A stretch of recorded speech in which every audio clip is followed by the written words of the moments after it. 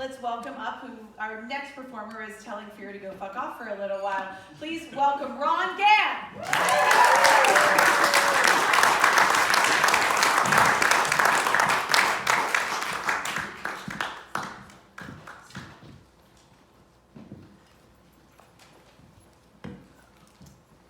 First of all, give it up for Chad. He did a great job. And after the show, he'll be down in the basement eating insects with his lizard brain. So if you want to see that, let him know. So I'm Ron Gann, and I want to thank you all for coming. This is my second biggest crowd that I've ever performed on, so give yourselves a little hand.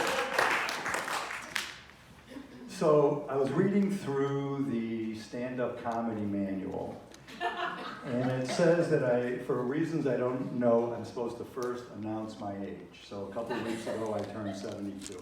I'm glad you guys applauded, because I had 3 lines after that, and if you didn't applaud, I was really going to be struggling. And I appreciate the applause, but let me tell you, I know some people who are 73 and they're still alive. So when you turn 70, it is a major thing, and if you're 69 right now, you know you're fretting it. The first thing that happens, though, when you turn 70, the very first thing that comes into your mind is, how am I going to make it to 100? Now, I'm lucky. My grandmother was 100 on the day I was born. And 20 years later, when she died, she was also 100. So, and she was from Russia. She was one of the people, well, she looked like one of the people in the Dan and Yogurt commercial from way back. I eat yogurt every day, I'm 125. So my grandmother was between 100 and 120.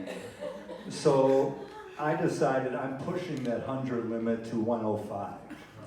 And I'm going to tell you why. If I only make it to 100, I'm going to see those additional 5 years as sort of the Wheel of Fortune bonus round, and I never solved the puzzle ever. But if I only make it to 95, I'm going to be sad, and I'll tell you why. Because I will have deprived my kids of 5 more years of Dr. Drool. So when you're between the ages of 70 and 80, those are, in fact, the real wonder years. And you're going to find, as soon as you hit that 70 day, there are 3 wonderments that are going to start to develop. And the first one is, I wonder if this pimple is skin cancer. Next, I wonder, why am I in this room? And last, the worst, I wonder if I'm going to get out of this parking garage. Now, you know it's easy to get into a parking garage. They just suck you right in. Now, I'm going to give everybody the benefit of the doubt. You'll probably find your car. Except in those ones that are the crisscross garages, where you think that the aisle is right behind you, but it's really going either up or down, but it's 2 aisles away. So you back out, right? And you pull down to the end of the aisle, and there's that big sign, exit, with an arrow, and you turn right. Another big sign says exit, arrow, turn right. And you go down the aisle, another big sign, exit, turn right. And in about 30 seconds, you notice there's the parking space that you just pulled out. And you say, I wonder, did I miss the turnoff? How could I have missed the turnoff? But you have no choice, right? You got to keep going. So I take a couple of hits off my vape pen.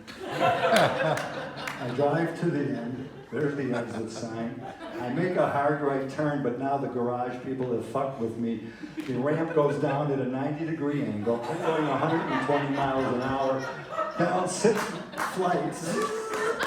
And then they have a vacuum machine that sucks you right out the side of the building onto a one-way street that ain't your way. And you look at your GPS and it's rerouting and it says, make a hard U-turn and go back the way you just came. So we like to describe these things as senior moments, but let me tell you something. when you have a senior moment, you can't come back to it later and tell someone that you had a senior moment.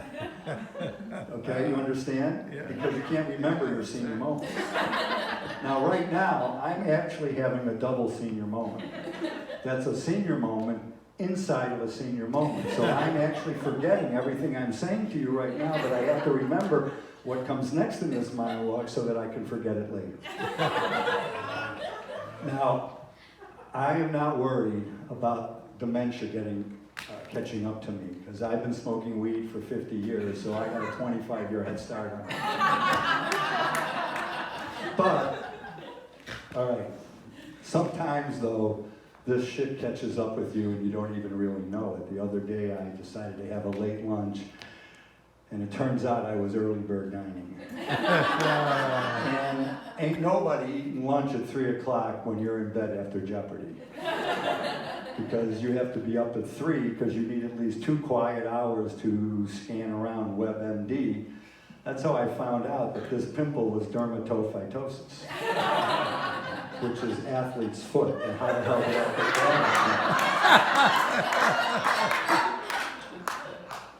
So you begin to shrink, and trust me, you do. Hold on a minute, I'm shrinking. I used to be able to reach this. So I lost about a ½ inch, which is significant because there are things now all of a sudden I'm on my tiptoes and I'm going, holy shit, I can't reach that anymore. Can somebody please get a cup for me? Sometimes you shrink just in parts. Ooh, I mean my big toe. And sometimes you just freaking condense. I mean, boom. I had a partner some years ago, and she started to condense right in front of me. And we calculated that if we stayed together for 20 years, she would be sleeping in the bureau drawer. So she would be like the size of sort of a large chatty Cathy, but she would have like 1,000 phrases that she could say. I can tell, I mean, you all see me, you know I've lost my butt. I'm all legs now from here down. My butt cheeks are now part of my back. It's a little awkward for sitting, but I'll let you figure it out. When my partner gives me a back rub, there's no pre-hump before you get to the butt and you go down, right? With me, it's just a straight shot, like a sheet of ice. Like if my back was ice, little skeleton racers could get up here and just race right on down around me. I do want to live to that 105, and so, you know, you have to work out, you have to eat right. Now, looking at me, you can see I do not have a six-pack. And I have been obsessed with rippling abs ever since I was in high school. But not just rippling abs, I wanted rumbling abs. I wanted big 40-ounce malt liquor cans that just like a truck, just rolled down from my chest. And in between each ripple, testosterone was oozing out. And sometimes you see a guy like that who's older, you know, on the street or on the beach or working out, and I know me, I'm super impressed, and then I remember how much I hate him and that he's probably on steroids. But as it turns out, I have a 2-pack developing. You can see them right here. They're small. I mean, they're small. They're the size of like little V8 cans. But they sit right above that unctuous little fat ring that I have that runs around my waist.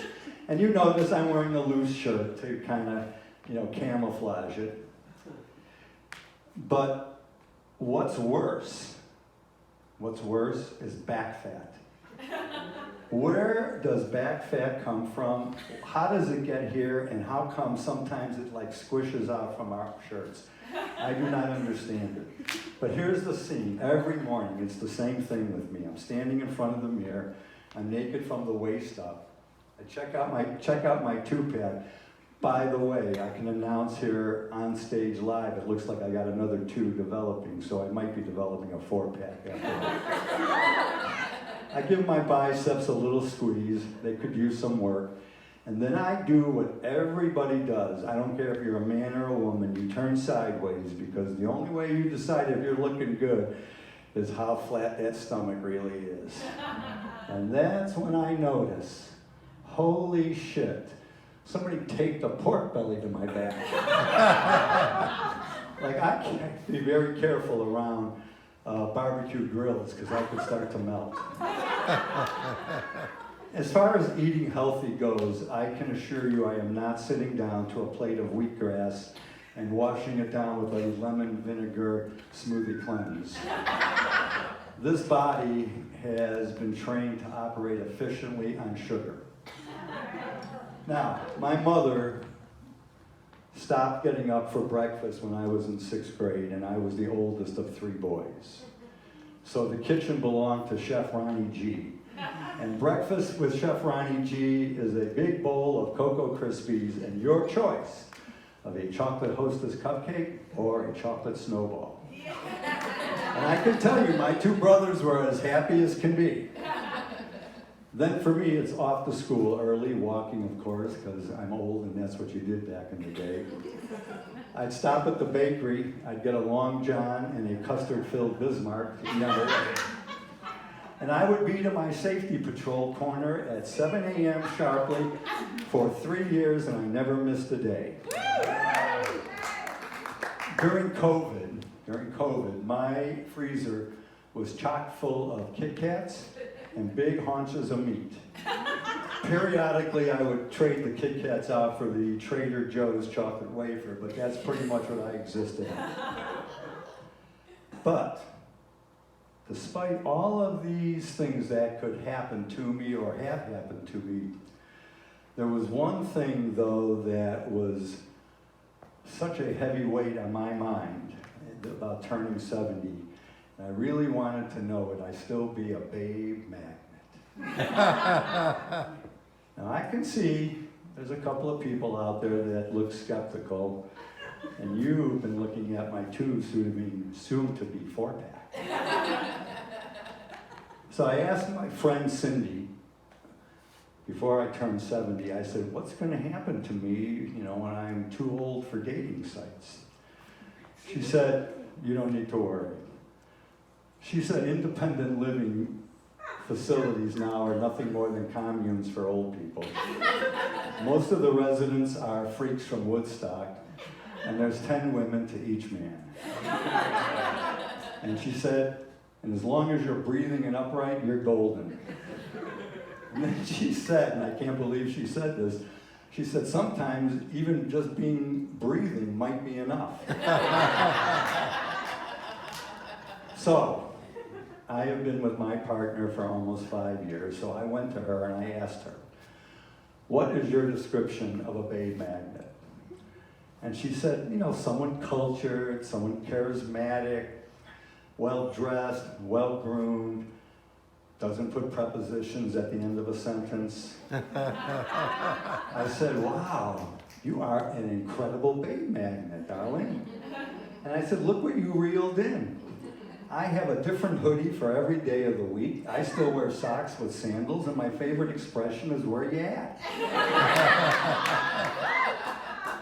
So let me summarize all of this mishigas, which is Yiddish for crazy shit, for you. We are revered and we are well respected for our wisdom and our experience. That's until we don't get the food on the conveyor belt fast enough. We fumble fuck for the money, and we have to tell the clerk some silly ass story about our grandkids. Then we're just fucking old people holding up the line. And that's where you're at.